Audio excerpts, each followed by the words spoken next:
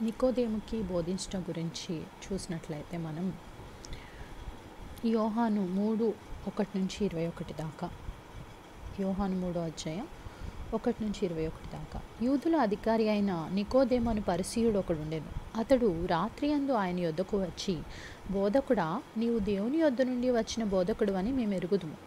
దేవుడు అతనికి తోడై ఉంటేనే గాని నీవు చేయుచున్న సూచక క్రియలను ఎవడనూ చేయలేడని ఆయనతో చెప్పెను.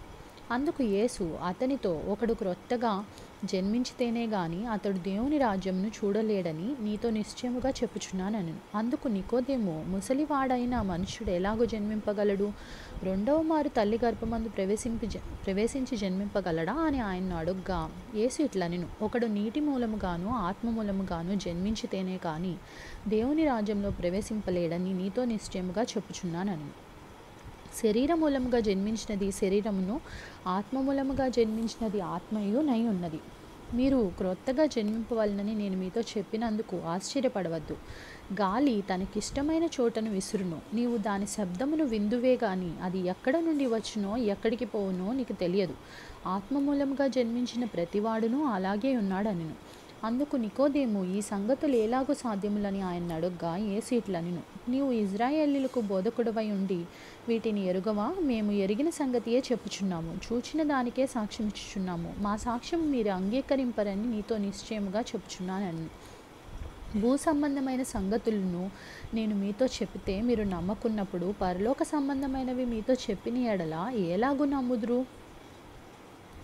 మరియు పరలోకం నుండి దిగివచ్చిన వాడే, అనగా పరలోకంలో ఉండు మనుష్య కుమారుడే తప్ప పరలోకమునకు ఎక్కిపోయిన వాడెవడునూ లేడు.